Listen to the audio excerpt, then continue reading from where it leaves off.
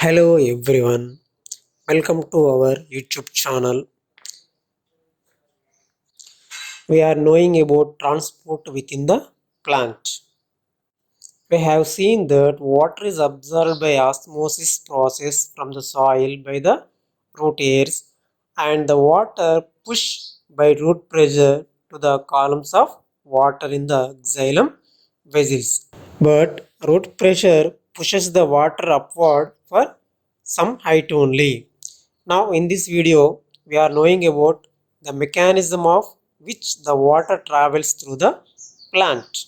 When we observe in our surroundings, all plants are not in equal heights.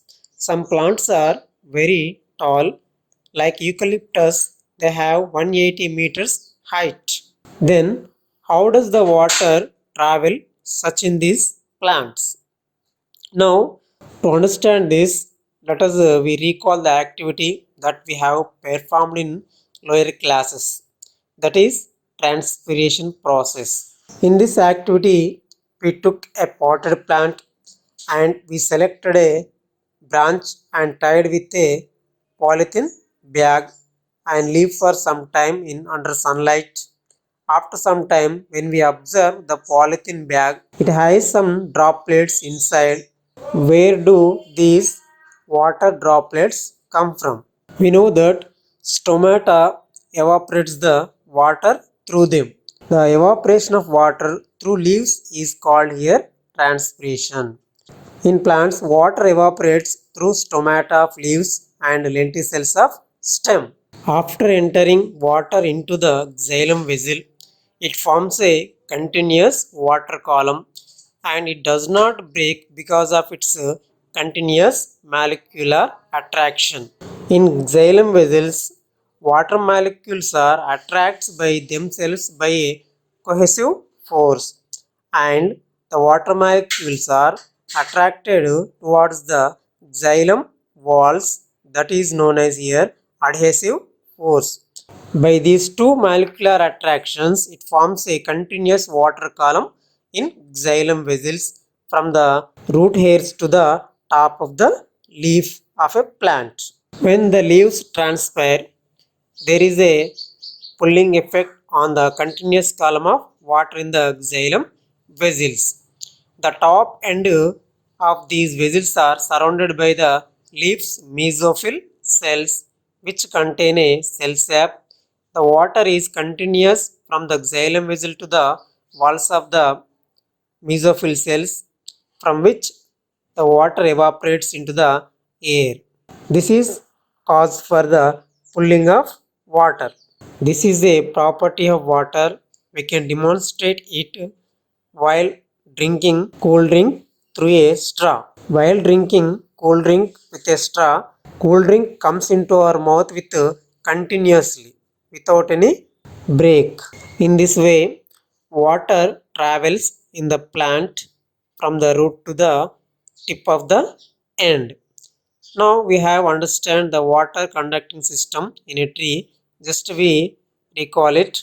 First one, water is absorbed by osmosis process from the soil by the root hairs. Then it is passed into the xylem vessels, which forms a continuous water column in the xylem vessels from the root and stem into the leaves. From the leaves, the water evaporates and releases into the atmosphere.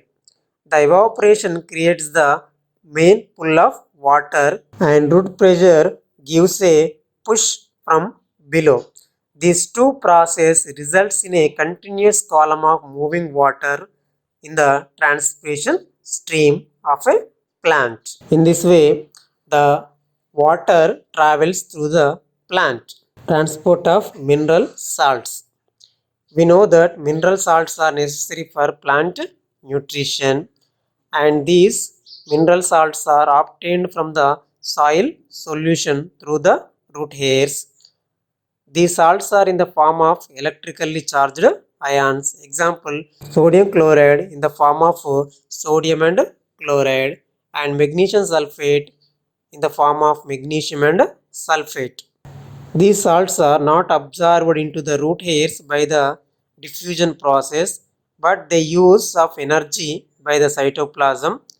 Later, entering into the xylem vessels, they travel along with water and passes into the growing points of the plant where they are utilized for growth purpose. Mineral salts are one of the natural factors in plant growth phenomena. Now here one question raises, is there any relation between transpiration and rainfall? Every plant have a sufficient amount of water to pass inside their xylem vessels in the form of a continuous water column. For example, an oak tree can transpire as much as 900 liters of water per day. So, the areas of forest significantly affect the saturation of the water vapor. So, whenever the cool air, which is already nearly saturated, passes over the forest area, it becomes fully saturated and comes down as rain. So, that's why forest areas often have a higher rainfall than plain areas. Key points: the evaporation of water through leaves is called transpiration. The end of the xylem vessels are surrounded by the leaves mesophyll cells which contain cell sap. The evaporation creates the main pull of water above. Root pressure gives a minor push from below of the plant. Mineral salts are one of the natural factors in plant growth phenomena. Forest areas often have a higher rainfall than plain areas.